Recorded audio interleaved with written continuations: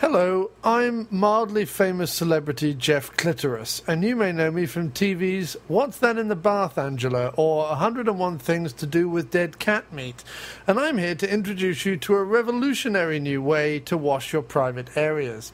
The new, handy, angle-poised, rubberized, space-tested, ergonomically sculpted, highly polished, easy-to-wax, and with an urgent, modern-designed splay head attachment and 3 different sizes of groinal glove, it's the After-Movie Diner. No, that doesn't seem right. I don't mind pudding!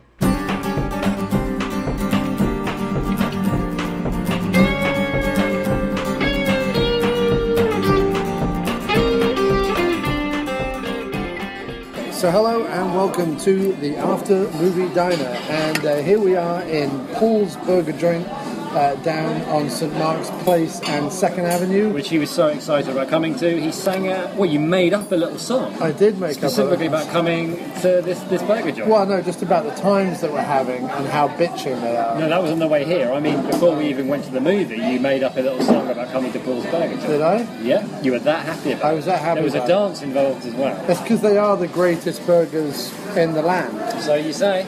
Yeah, just stick it out. I don't know what that is. Whatever. You know what? Don't think about it. I don't think about it.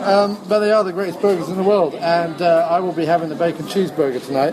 I think I might have the bacon cheeseburger too. Because it's lovely!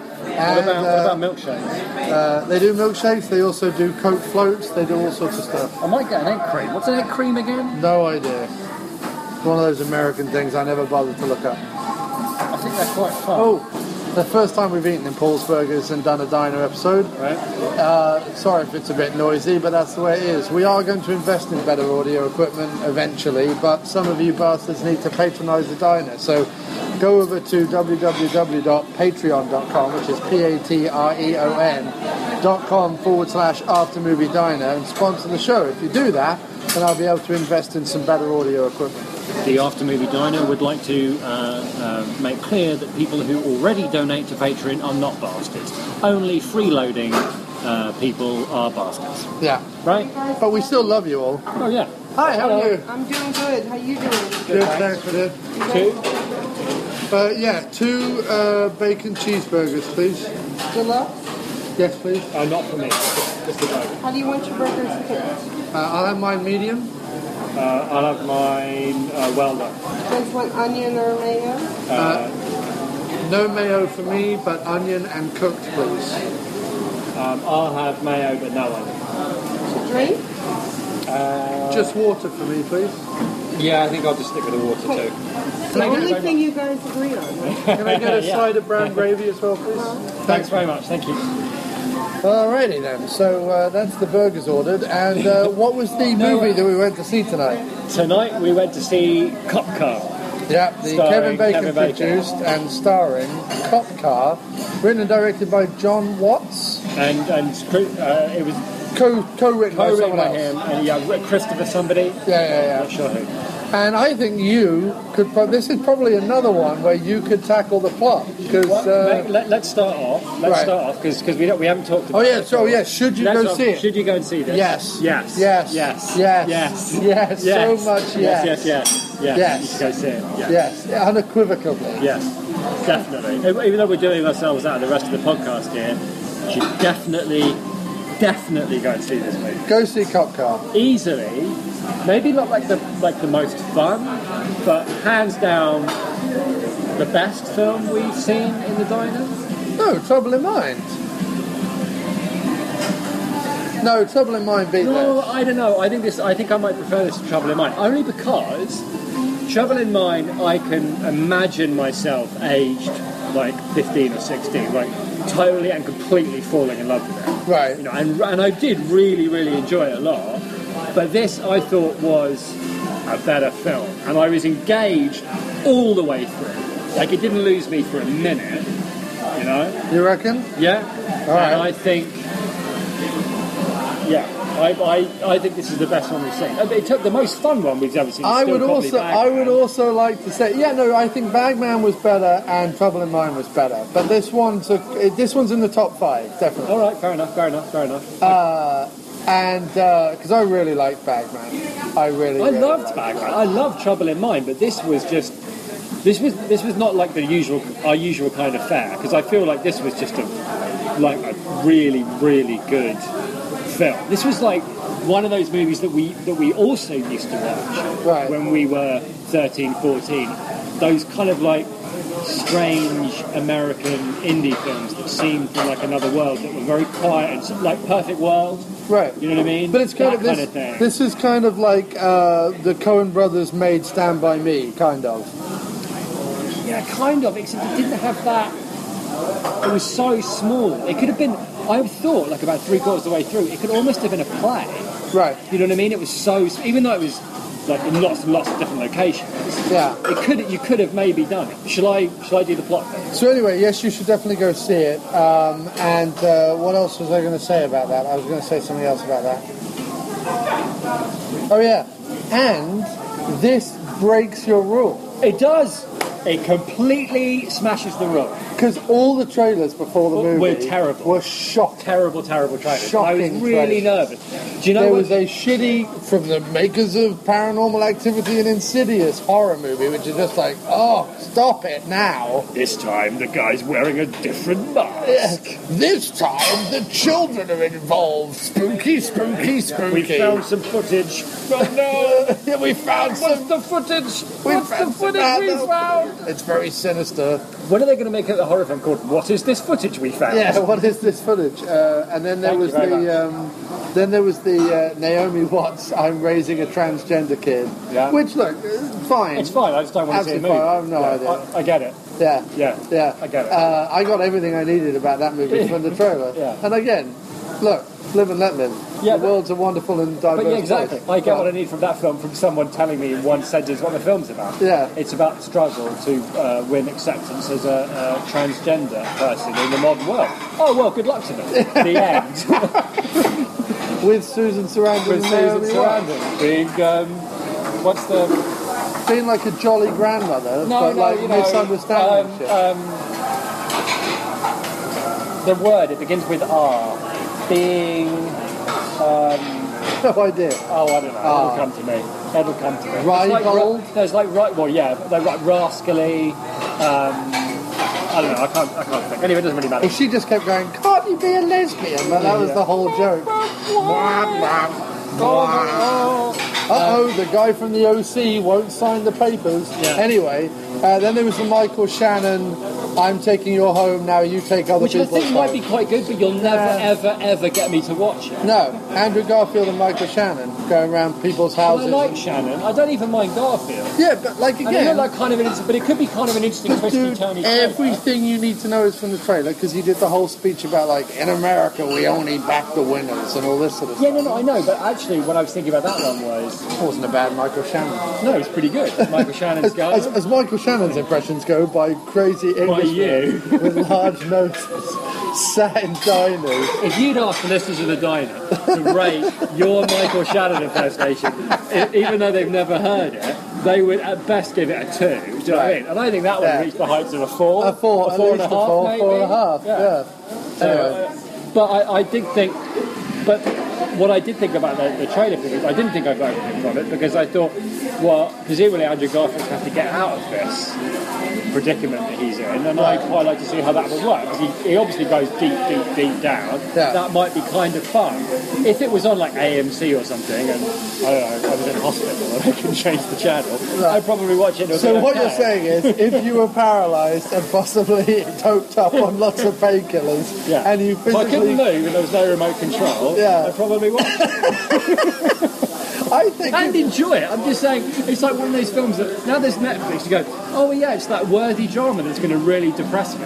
Yeah, I won't watch that. I'll watch. Oh, Donald Pleasant in a subway. Yeah, right. You know what I mean, being like chased by cannibals. Yeah, why not? One's got 5 stars, one's got 2.5, but I know which one I'm watching. Yeah, so that's fun. And in the new James Bond film that looks just like tiresome. Oh. Also, why are they like doing the trailer for the new James Bond film on literally every movie? Because normally what they do is you go see the big blockbuster movies and they have the big blockbuster trailers, and then you go see the little indie movies and you get the little indie trailers. And when we were seeing all the little indie trailers to begin with, I was like, well, that's part of the course, because really, like, Yeah, they weren't bad. It's just I'm never going to watch it. I think Cop Car's going to be a bit of a sleeper hit. I think it's going to be a bit of a sleeper hit. I think it's got the potential to be a bit of a sleeper hit. Well, I haven't even read any reviews. I'd never even heard of it. But it was really terrific. Kevin Bacon was unbelievably No, I good. tell you what it was. It was one of So those was films. Shea Winningham. It was one of those films when... Is he Winningham or Whittingham? I don't know, but yeah, he was brilliant. He's brilliant. Yeah, yeah, but it was one of these films where we'd be 14 or something, and we'd have seen, and I'm just saying... I wish I was still 14. Right, tell me. But we'd have seen, like, Tremors or something, and all of a sudden, like, Kevin Bacon is, like, the best thing ever. Right. And then we're in Blockbuster, and we go, oh, look, a new Kevin Bacon film, and we take this back, and then we'd be like...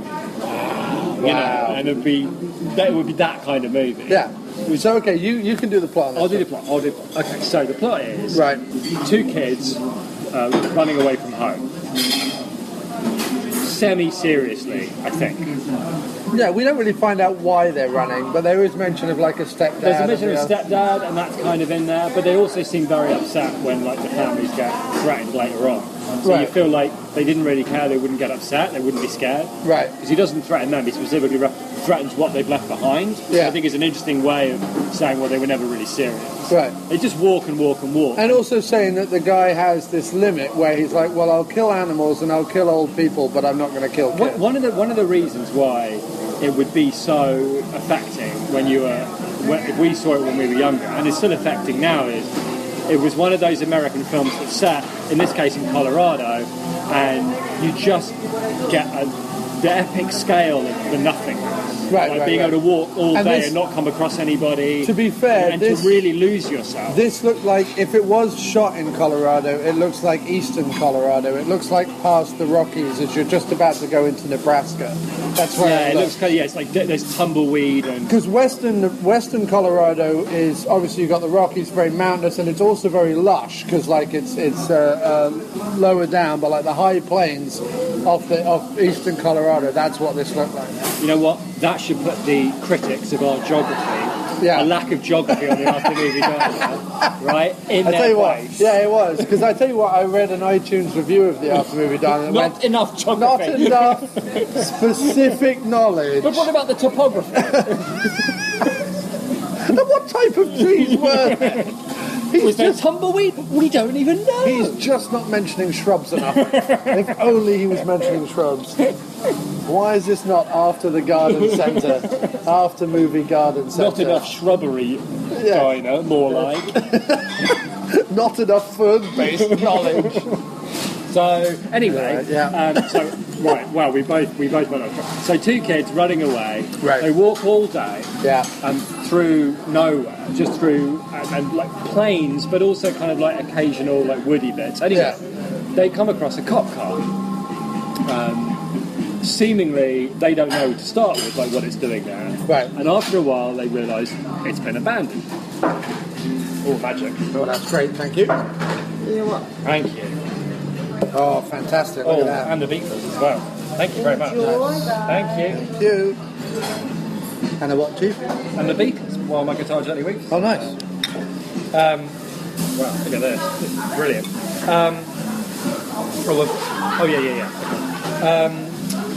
Oh, you did one, Mayo? Yeah, I did, yeah. So they discover the cop car, and it's seemingly abandoned. And they play around with it a bit, as kids would. By the way, one of the best things about this movie is these kids behave exactly like kids would behave. Right. They lie to each other.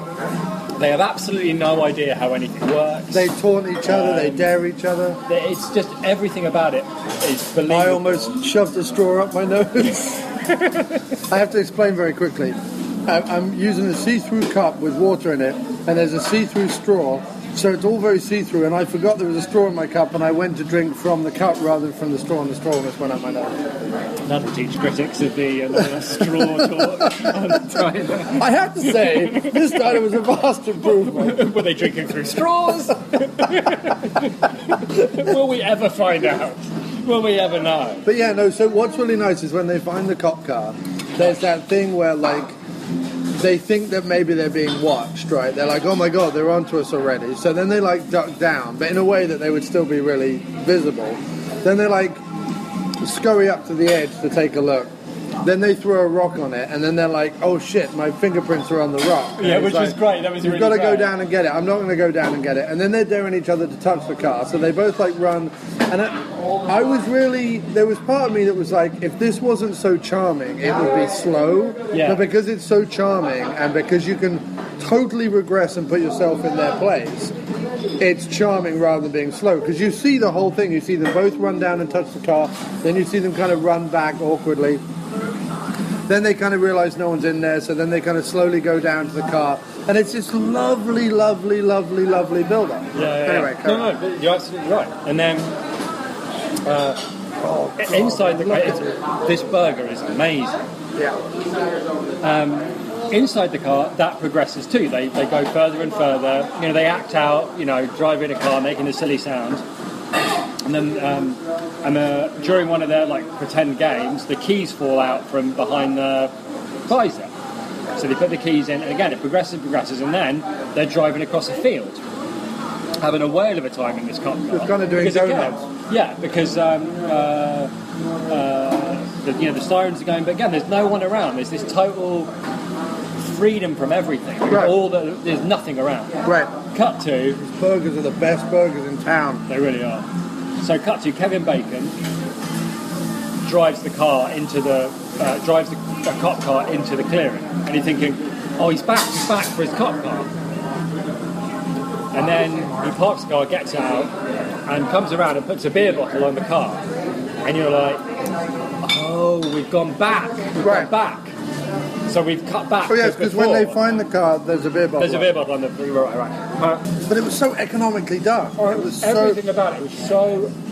Because apart from the kids, we haven't had any dialogue. We've had no adult dialogue. No, we didn't hear Kevin Bacon talk for ages. Right. Who, by the way, was amazing. Oh my god, it's so like The Bacon. like wiry and muscular, but also like just like an insane, hilarious mustache. Yeah. With like the crop top. He was so funny too. He was so funny. With the way he was running and the way he was moving. There was a bit when it was a really great bit. There's a moment when he realises that his car's gone. Yeah. And the timing is amazing. One of the best double takes. He realises his car's gone, and then a split second he just starts running away. That's it. Like his instant reaction is oh yeah, sorry, I completely missed out. He drives the car, puts the beer on the car, and then drags a dead body out of the trunk. Right. And then he drags the body, dumps it into a well. I realise he's lost a shoe, goes back for the shoe, and you're thinking, oh shit, he's been gone a long time. This must be, So even though you know when he comes back the car's going to be gone. No, but the other thing we should point out is that you get the feeling that this is not the first time he's done it, because he has a body dumping place in the woods. And secondly, he pours lime all over it, right? Which dissolves. Does that dissolve? You're right. I hadn't thought of it like that, but I suppose later on, his fake passports and gold bars and tons of drugs and stuff. You're thinking, oh, he's been crooked for a while. Which is nice, because then there's a feeling, now that I think about it, it's not just like a one-off accident. Like he's been running risks like this for ages. Right, and I'll tell you what he's been doing, if you put it together. Oh yeah, okay. He's been knocking over drug dealers, like he probably has convinced himself in a little weird way that he's doing like moral work or something, but he's also a scumbag. You mean he's stealing, like he's stolen drugs and he's stolen money and he's stolen all this stuff, so he's clearly like knocking over criminals, and instead of like arresting them and having to go through all that, he's just using his position of power. There's also definitely a feeling of there's never any question that he's a bad guy. That he's a scumbag. There's a bit where he goes into his house later on where they really fleetingly go past some framed pictures of him, his wife, and a couple of kids. And they're obviously nowhere in the picture. They're nowhere inside, because he's got these two crazy dogs inside the house. Yeah. It's like no parent. And him when he's like slightly on the edge of frustration, picking up a twatty little pot plant and dropping it was hilarious. Anyway, I guess I'm going through it like shot by shot. But it's all right, but it's such a good movie. Basically, the idea is that the kids are driven away with one of the dead bodies in the trunk. And Kevin Bacon, the corrupt sheriff, has to figure out how the bloody hell he's going to get the car and the body in the trunk and back and save his skin. And the kids have no idea. And that's basically the story. Right? And it just escalates. But in a tiny, tiny, believable way. Yeah. Where the stakes for the kids go from, they're totally free and they don't care about anything, and why would they? Like, as soon as they've stolen the car, they don't even care anymore. But as soon as they're caught, it's worse than they could possibly imagine. Because what's beautiful is when they're caught, they don't even matter. They're nothing more than they might as well have been like a cat in the back, or it's of no consequence to Bacon and the drug dealer and the car and what's at stake. They are completely irrelevant. They just happen to be there. Right. They're going to be something that will be taken care of by one or the other at some point. You get the feeling that if they had been able to just give the car back to Bacon, if he hadn't, he probably would have let them go. That would have been it. Right. In fact, the only thing that I thought about the whole movie is, rather than locking them in the back seat, why you wouldn't just let them run free? Oh, you mean the guy? No, why wouldn't you just let the kids go? You mean the drug dealer guy? Why Either one of them. Yeah. Well, the reason he doesn't let them go is Kevin Bacon doesn't want to let them go because he needs to control information. He needs to talk to them, find out what they've seen, find out what they know, put the fear of God into them to never speak again, right? Right. The guy needs them to stay there because, again, basically because he needs to get Bacon to that spot. And he needs the kids to talk to him to lure him in. And Bacon says, stay in the car. You could almost say that Bacon was trying to save his bacon. And then we're both eating bacon cheeseburgers. I don't know why we're making that noise. I really, really love the shit out of this movie. There wasn't anything about it I didn't like. No. The kids were really good. They were amazing. And what was great was they didn't have bolted on personalities. No, they weren't theatre kids. I'm the nerdy one. Oh, I'm the smart ass one, or I'm the adventurous one, or whatever. They were just like kids. They didn't really have personalities. But they had, one of them was a bit more daring than that's the other. That's what I mean. One. You had the idea that one of them was, and this happened with us and everything. The power, if you remember, you, me, and John. The power does shift about in young friendships and stuff. And you got the idea that the one in the blue anorak was just slightly subservient. He was as daring though because he went along with every single thing that his friend did, more or less. You know what I mean? But he just wasn't as scrappy, I guess. I think he would. If I had to define their characters, I'd say one of them was loyal, right? And one of them was the rascal. Yeah, one of them was cooler than the other. Yeah, one of them was the rascal that would always make the first move. Right.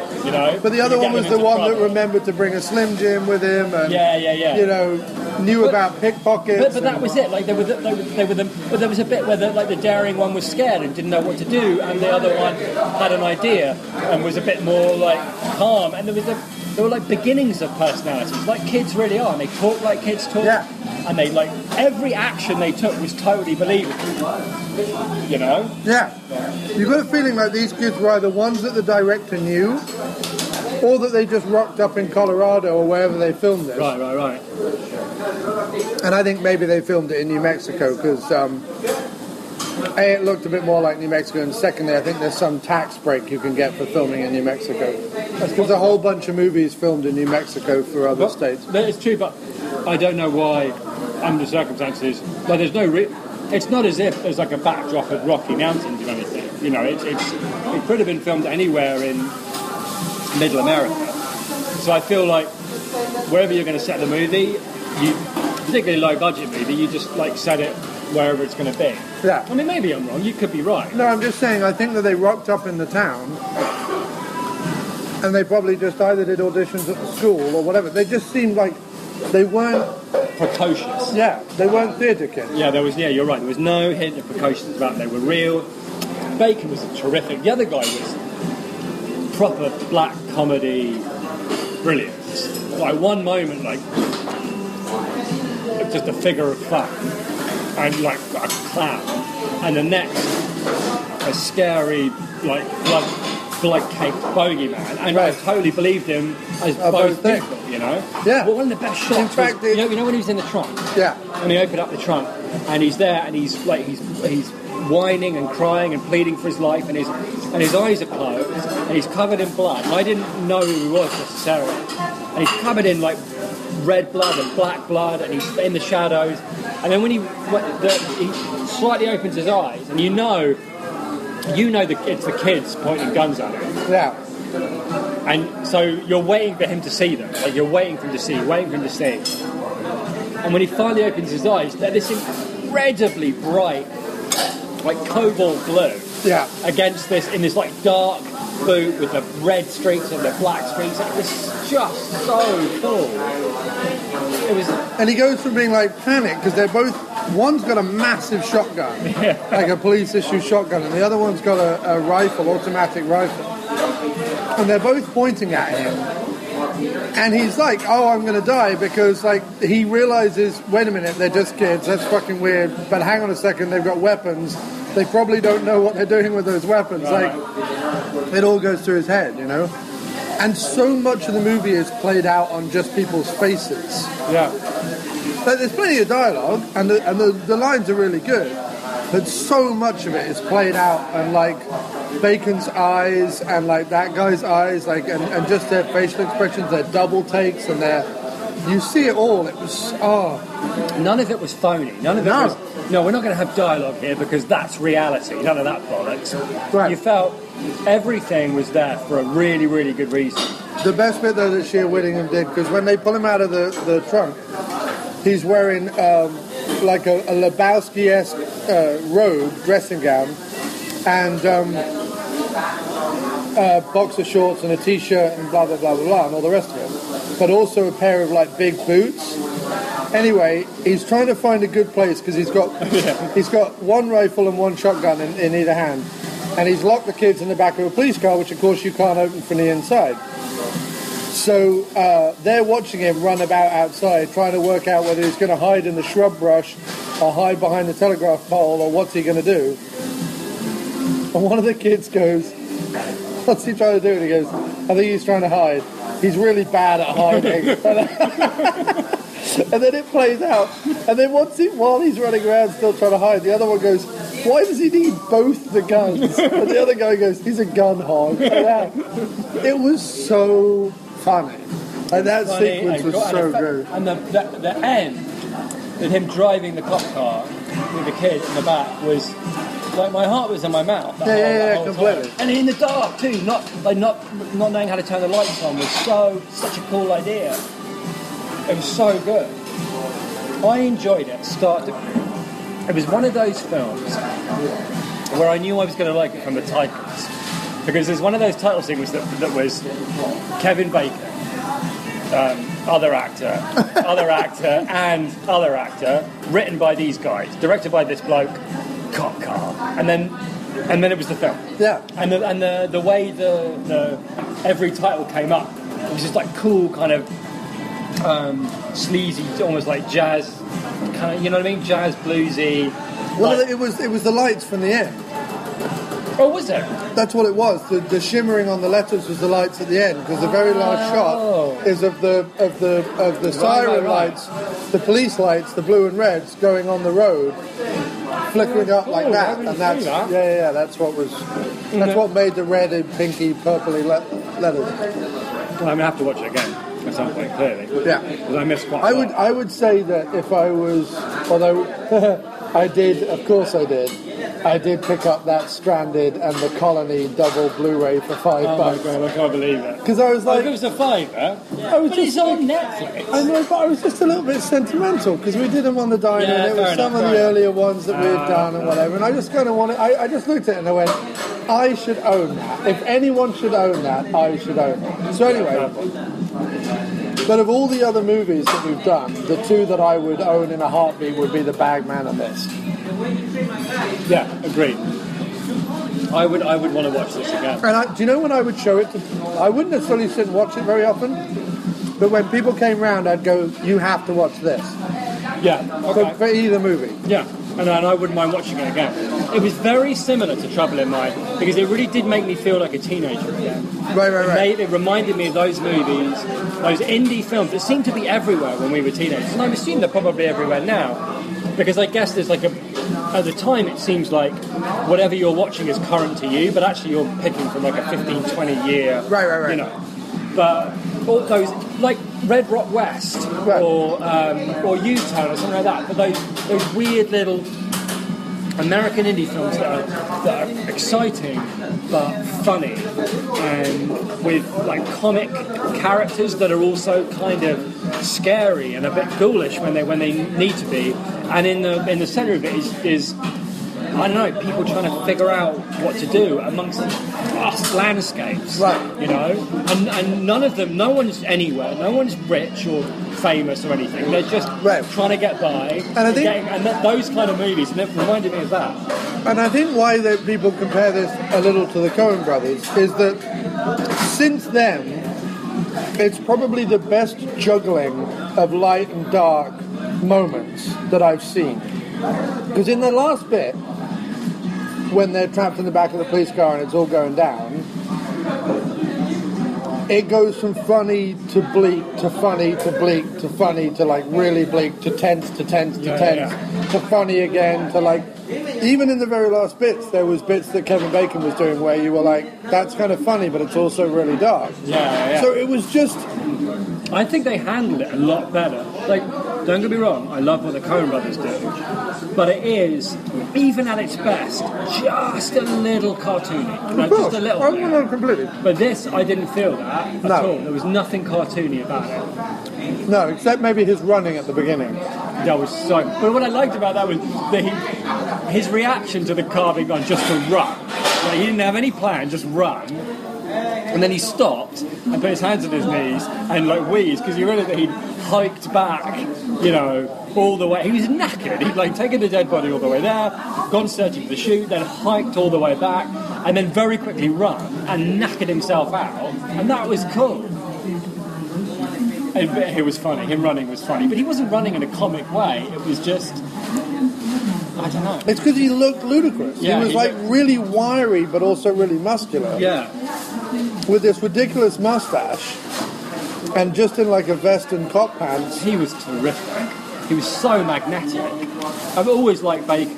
I mean, I've always liked Bacon. But, I mean, he's holding the movie together. Right. Because everything's about him. And you get so little, you get so little information. And I didn't put together that he'd been doing this for a long time. It only seemed to be important what was happening then. Right. And the fact that this was happening means, well, he's a bad guy. Right. But I didn't feel that the kids were necessarily under threat from him. But I did feel like he would get rid of them in a heartbeat if it served his interests. Right. And the only reason that he wouldn't is because, it might get him in trouble, Right. Yeah, he was... I can see why he executive produced it, too. No, he flat out produced it. I saw executive producer. Oh, he was executive, was he? Oh, okay. I saw that. Which is like, that's the highest you can be. Well, that's the money. Yeah, but if you're the money, you're also the one calling the shots, too. Yeah, no, of course. But I don't know where these guys came from. I mean, but there really was a part of me towards the end where I thought this could have been a play. You could have had a set on the right hand side of the inside of the cop car or whatever, and then everything else takes place like near the cop car. Right. It was just what it was. Is it was economical. It was like it was. Here is a really great setting. Okay. 2 kids, stand by me-ish, on the run, on the walk, going away from home, whatever it is, come across a cop car. what could possibly happen, and then it just plays out. Yeah. And it was economical, and there was no. It was like a little short story. Yeah, there was no. Yeah, that's exactly what it is. It was like a short story. You would read this in that anthology and be like, that was kind of cool. Yeah. You know what I mean? Yeah. Yeah, I do. It does have that feeling. It felt really. Some short stories when you read them, American short stories, that's not another way to put this, but they're really American. Like it's a very American art form, a short story when it's done in a particular way, and that's what this felt like. It felt really American, the whole thing. Right. You know? Yeah. An American kind of short story where you come in right in the middle of something and you leave kind of right in the middle of something too. There isn't the there was a Hollywood ending to it. No, but there was no need to continue it. No, I agree. But that's what I'm saying. But it still was in the middle of something. Like if there'd been any other film, if Bacon hadn't ponied up the money for this, and it got picked up and it'd been made by the Weinstein brothers, whatever, you can bet there would have been another 10 minutes. Right. And the grandmother would have made an appearance. And the last thing you needed was another 10 minutes. And then you'd have had something where Bacon makes it too, and he's like, you kids. I tell you what else it was. I tell you what else was very good about it. Was that they clearly only had like a cop car and a couple of other cars and like maybe the trailer park, right? There wasn't really much else that they had in terms of... There was the restaurant in his trailer, I guess. It was the restaurant. No, but you could have filmed that in any rate. You could just go to some restaurant and say, can we film in here for 5 minutes? I don't think they built the restaurant is what I'm saying. And so it was one of those as well, what Rodriguez says, like, I had a guitar and a tortoise, so I made El Mariachi. You know what I mean? It felt like, well, we can get a cop car, or we can do up a car to make it look like a cop car, and a few fake guns because Uncle Jerry's got some guns or whatever. Yeah, what can we do with that? I can almost imagine, actually, like, one of the writers turning up, like, outside the apartment in LA with this Colorado sheriff's car. Hey, look what I bought for $200. Right. Let's make a film about it. Well, that's the other thing, is you can buy... America's one of the only countries that sells off its public vehicles at auction. So I can believe that's how the whole thing in the Blues Brothers is that he buys that car at auction. That's something you can do. Yeah. It's like buy decommissioned cop cars. But again, it's like a brown. It's just like a generic car. I don't know what it is. It's just like a sheriff's car. But I can believe that, right? Right. And then maybe you're right. Maybe it is filmed in New Mexico, but it was a Colorado car they bought. You know, or whatever. But I'm just saying. Doing it like also through the radio and having the dispatchers and then having all the other cars, it was like it created a bigger world. You never had to see the sheriff's department. No. You never needed to see any hospital or jail or anything like that. Like, they eliminated a lot of big set pieces, but I also felt like I could picture the world. Like, you would imagine what a rinky-dink sheriff's station it would be, with like shitty wood chip tables and flies and fans, and you know what I mean? But now that I think about it, there's something there where the sheriff, the drug dealer, presumably, and the kids are, to one degree or another, like out in the wild. It's like, as in away, metaphorically, having like walked away from society, but like they are living out in the wilderness. Do you know what I mean? Like they're living in their own land, where they're playing by their own rules all the time. Right. You know, they make it up as they go along.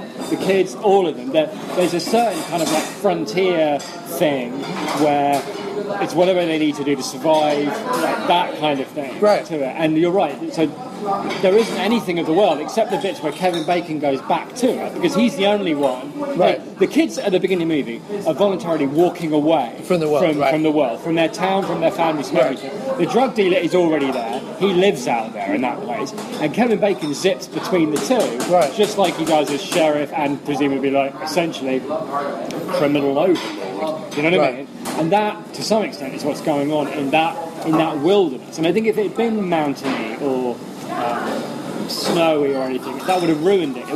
everything was scrub. You know, it was Right. all.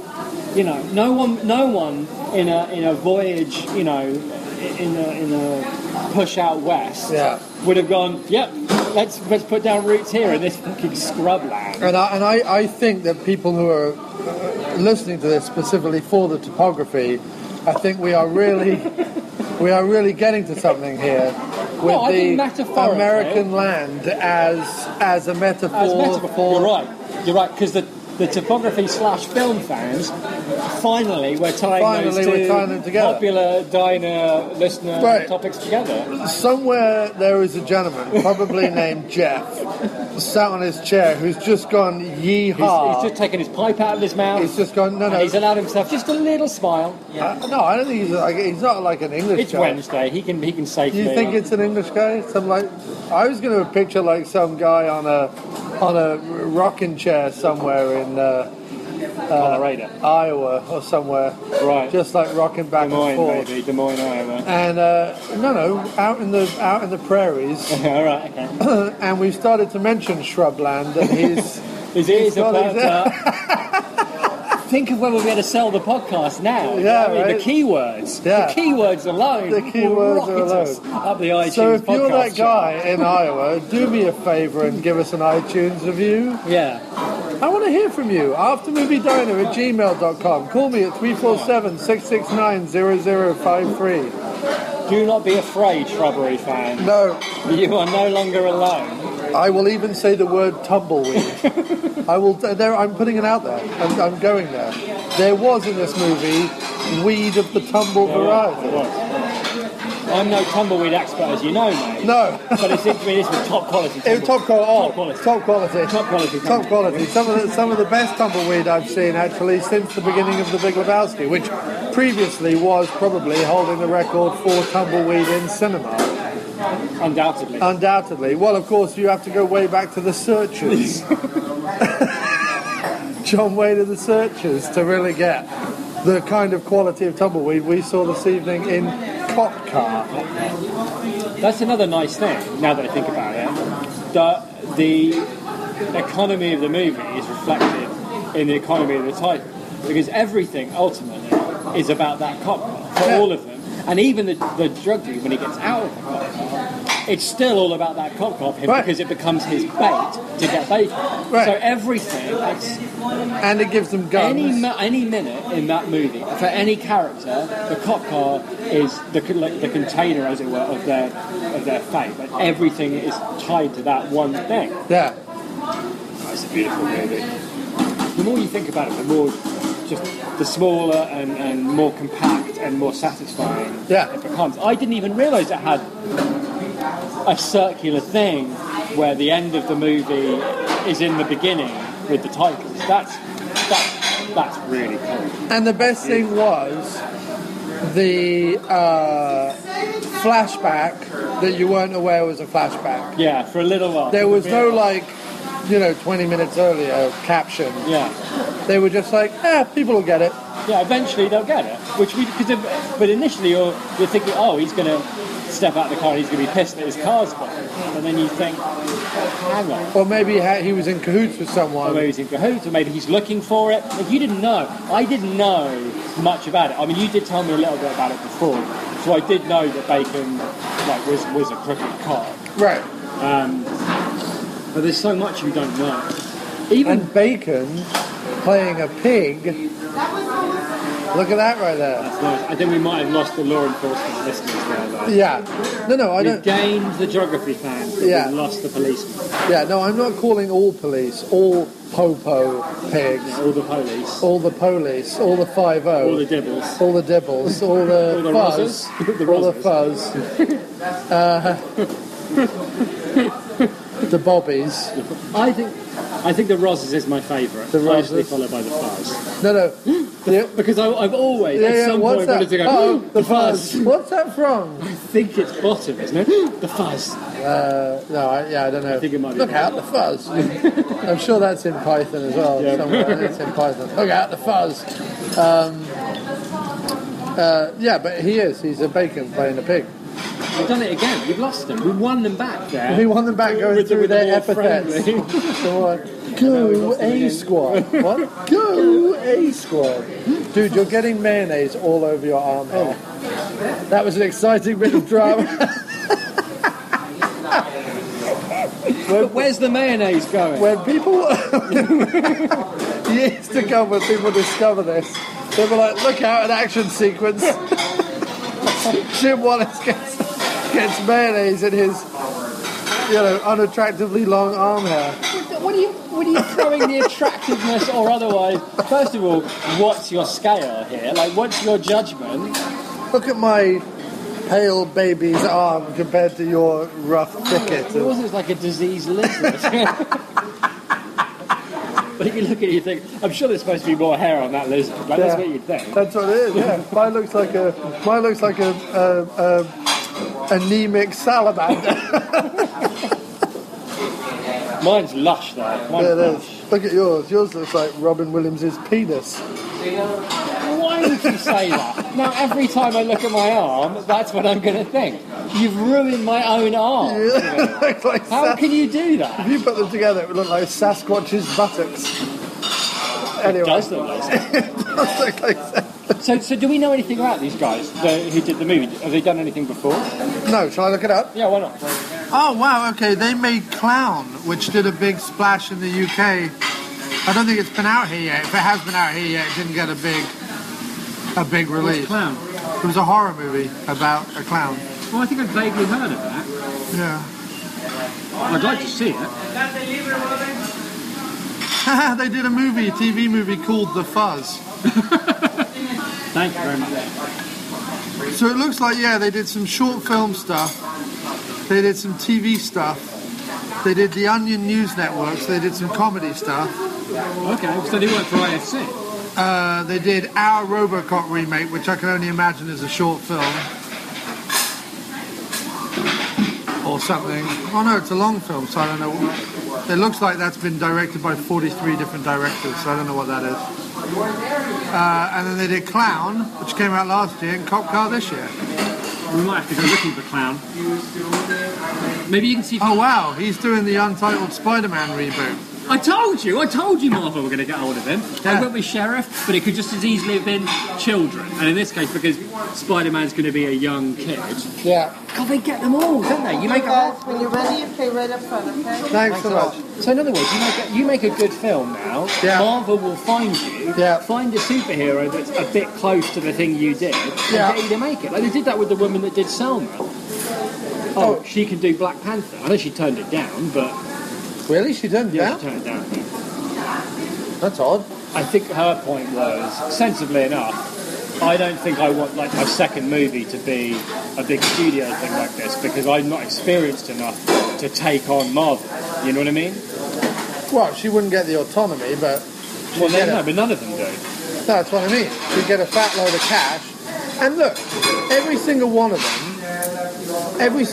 them who's worked for Marvel has got something of themselves in the movie. Well, no, none of them have had, like, complete carte blanche. And Marvel can't really afford to give everyone complete carte blanche. Like, I know everyone was mad about Edgar Wright leaving Ant-Man, and I know that I've heard, even from the cast, that the script to Ant-Man that Edgar Wright was going to do was a lot better, a lot funnier, a lot quirkier, a lot whatever, right? But, like, Marvel know what they're doing. And you can only imagine, like, Edgar Wright probably throwing his toys out the pram a bit. And it's just, Edgar Wright hasn't done anything that warrants him, like, getting his panties in a bunch over Marvel. Like, yes, he's done Shaun of the Dead, Hot Fuzz, and The World's End. But and yes, they were big, but they were big for what they were. They weren't, like, worldwide big. They were just big for what they were. They're, like, big geek fan favourite films. And, yeah, he could make those $20 million, $30 million movies for the rest of his career if he wants to. But, you know, he was taking on a $150, $200 million movie, whatever Ant-Man cost. So, like... Shut up and direct the film, right? Yeah. Yeah. No, well, only also because... No, I'm with you. Look at Scott Pilgrim. He gets carte blanche on Scott Pilgrim, and it's awful. And that must have been in their mind. And I know people love it, but I'm sorry, Scott Pilgrim is irritating twattery at the highest level.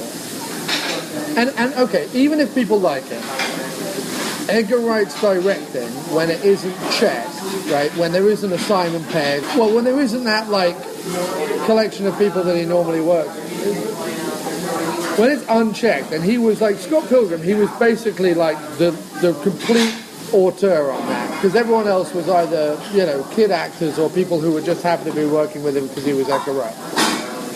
And it's off the hook. To me, it's off the hook unwatchable. And it did tank, and they were expecting really big things for it, and it tanked. And it was the end of Michael Cera as playing characters, right? Michael Cera. Now, I absolutely love the 3 that he did with Pegg. Yeah. But no, listen, I'm with you, and we're speaking as people who, let's not beat around the bush here, don't have a lot of money, and I think that.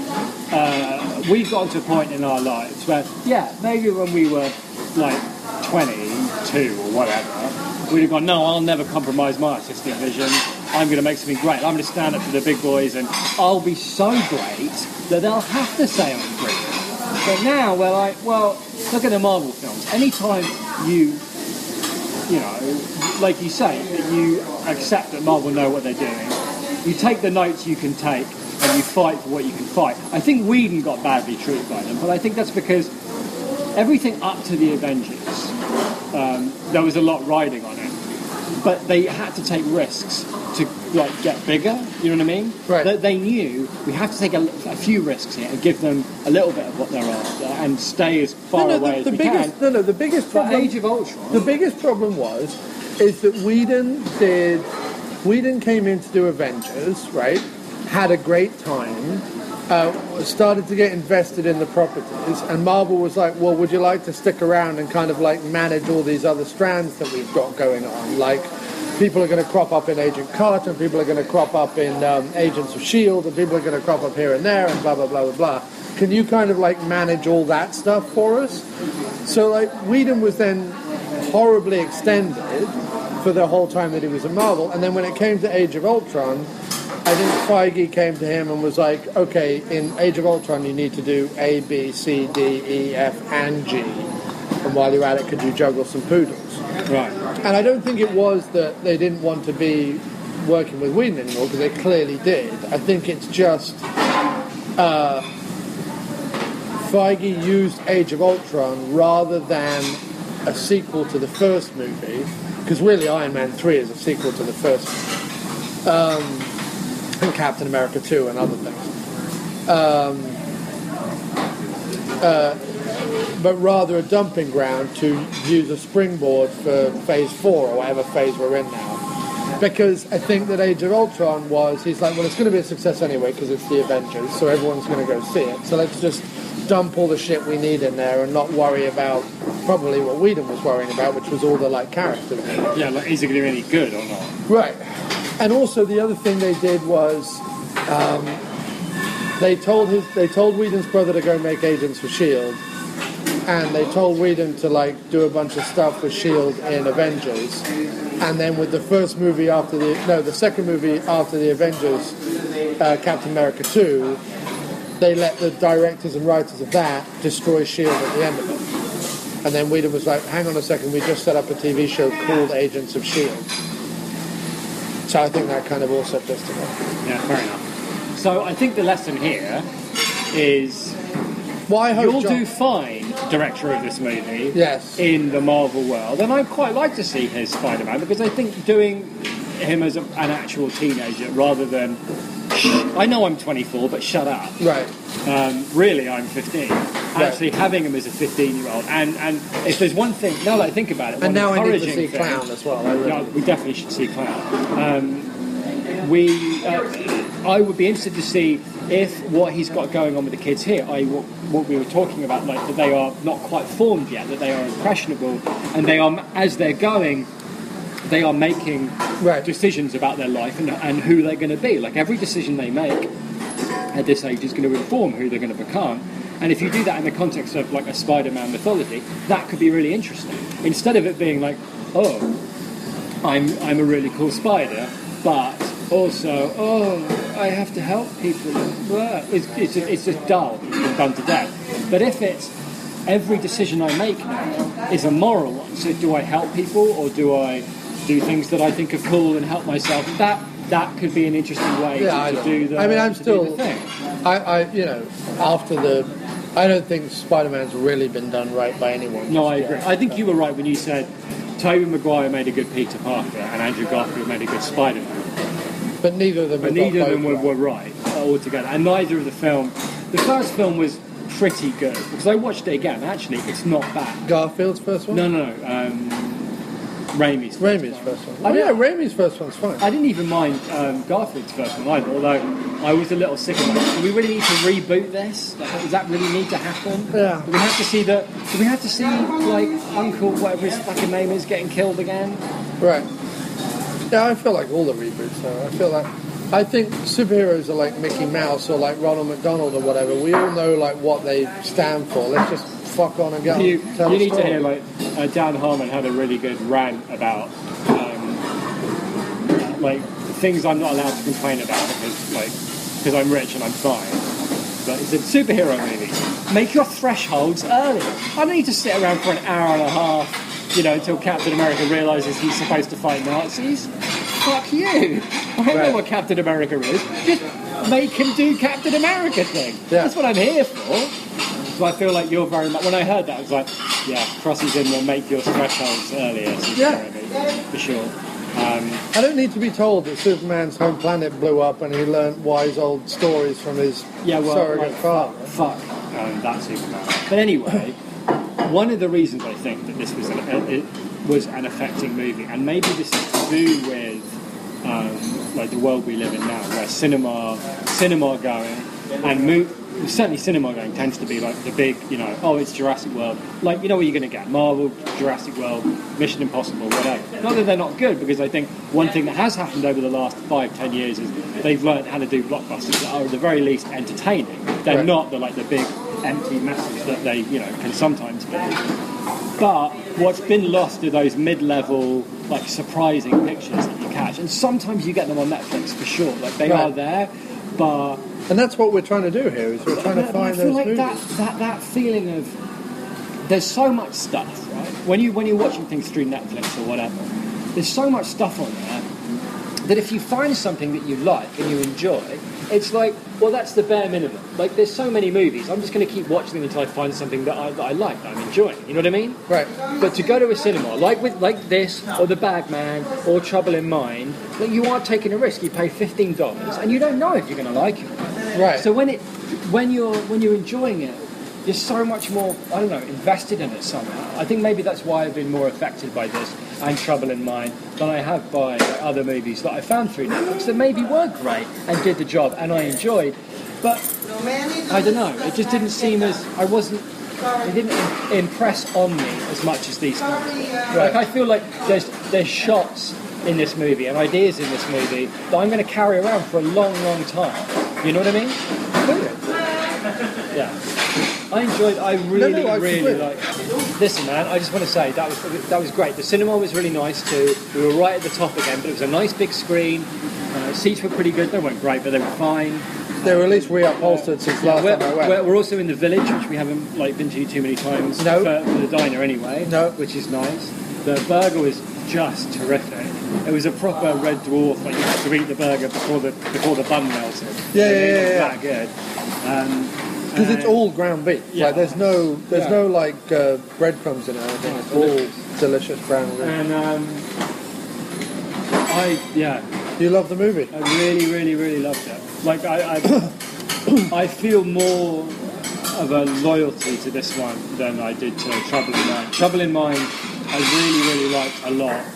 But there was a part of me that felt that 17, 18-year-old me would have loved it. Right. But I don't think... I think me at any age would have loved it. And I think what we've also done by talking about the landscape, the topography, the police, children, food. I think by talking about straws. Straws. Don't forget straws. The see-through nature of them. I think what we've done is we've brought people together. We have. And we've embraced people and we've loved people intimately. And I think all those people should write to us at aftermoviedino@gmail.com. Yes. Call us at 347-669-0053. Yes. Or speakpipe.com/aftermoviedino. Yes. But what they should do more than any of that is rate and review us on either iTunes or Stitcher. Why haven't they? It's so easy. I don't know. understand. I don't understand why somebody wouldn't do that when it's really easy. Because they're getting and it free. helps They're us. getting free entertainment. Free. Right, every week. Gold is what they're getting. Well, They're getting free gold. Free, highly polished, solid A-grade If gold. I came up to you, listener, and I said, would you like some free gold? Yeah. They'd say, yes. Yes. Of course I'd like some I'm free not gold. a foolish I'd man. say, but they'd say, what's the catch? What do you need in return? I'd say, believe it or not, all I need you to do is click a button, right, that gives us 5 stars somewhere, and then write a sentence about how great we are. Yeah. That's it. And actually, in return, gold. And actually, you don't even have to click 5 stars or write how great we are. You can click 1 star and write how terrible we are. It all helps. Is that true? It is. Whatever you do on iTunes Rate and Review, it all helps us shoot up the charts. Please help us shoot up the charts. Yeah. How are people going to know whether the Scrubland is believable in their movie? I know. If they don't tune in, how will they to know the After whether Scrub they've got the authentic the After Tumbleweed? Right. So anyway, please rate and review us on iTunes, Stitcher, Spreaker, YouTube, wherever you find us. Please rate and review us. And if you don't have an iTunes account, go to TalkShoe and find us on TalkShoe and rate and review us on there, because you don't need to put in your credit card details or anything. You can just rate and review us. Yeah, well, wherever you're downloading it from. Yeah, rate and If review. you're listening to us on YouTube, you can write comments on there and click like. Comment. If you're on TalkShoe, you can rate with stars and comment, because I've done that. And if you're on iTunes, well then of course you should be doing it, and you just should do it, because everybody who's listening, right, they have a bored 5 minutes, right? You know what I mean? They're on a bus, they're waiting for a train, whatever. They're bored for 5 minutes. Because they're listening to us. What shall I do with the internet? They're listening to us. Yeah. There's this internet. It connects me to everything. What shall I do? Rate and review. This is what you should do. Rate and review. And afterwards you'll feel a little bit better about everything. Yeah, and we'll stop having to go at you in such a horrible way at the end of the show. And tell you what, if you write to us, or if you write some nifty reviews, we might even read them out. Yes, live in a diner. We will do that. Yeah. Yeah. They don't even have to be complimentary. Slag us off. Yeah, talk about how crap we are. Do you know what you Does didn't Jim do? have to keep talking about plots? I don't care. I don't care. Just tell us with their explosions. Yeah. And you didn't have chamomile tea tonight. No, I didn't. I didn't feel green this. I didn't feel this was a chamomile tea kind of. It's not. We need to get pictures and then we need to get out of here. Oh yeah, good point. All right. These lovely people would like to go home, I think. And we'll take a good call.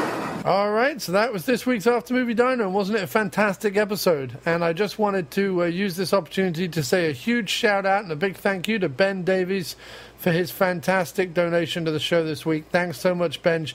That's really generous of you, sir, and very, very cool. So thank you ever so much. We'll be putting that towards something very groovy in the near future. And to play us out this week, it's just a demo that I wrote this week. I think the tune will probably change. As to me, the tune is a little generic, but I kind of liked it, and I kind of like how this demo sounds, so I thought I'd stick it at the end of the show, as I don't want to keep playing tracks from Bad Time Banjolele, because I want you guys to go check it out over at miscplumbingfixtures.bandcamp.com.